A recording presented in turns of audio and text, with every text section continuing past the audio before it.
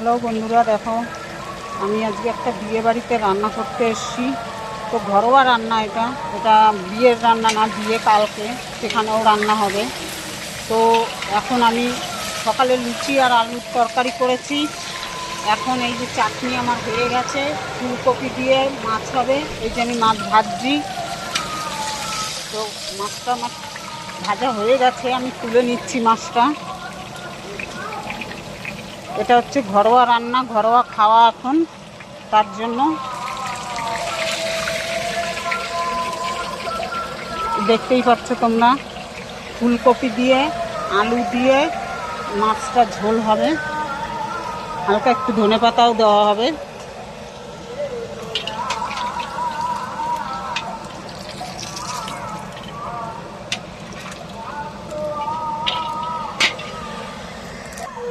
আমার কিন্তু মাছ ভাজা হয়ে গেছে।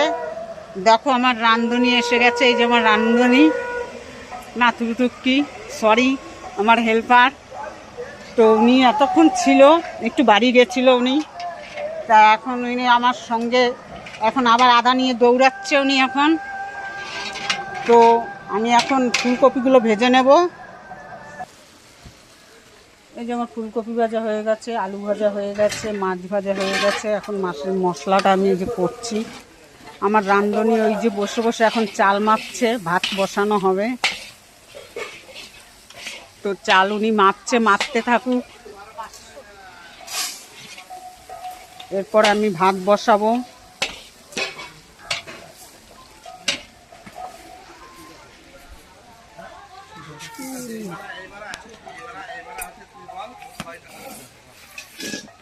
আমি হলাম ওনার হেল্পার, আমি রাঁধুনি না, আমি হেল্পার, হেল্পারই করি।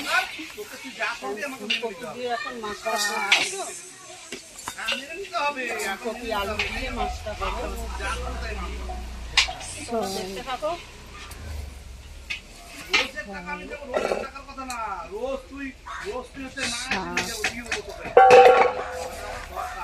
কাতলা মাছের ঝোল হবে।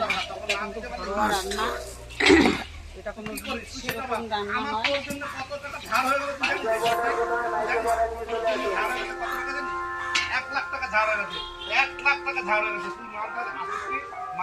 এটা হচ্ছে বিয়ে বাড়ি, এখনো সাজানো হয়নি, সাজানো হলেই আবার দেখাবো তোমাদের।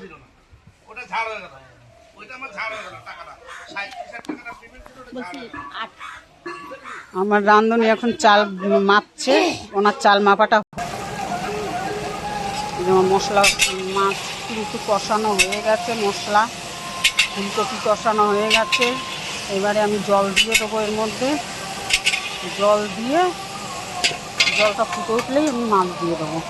দেখতে পাচ্ছ তোমরা।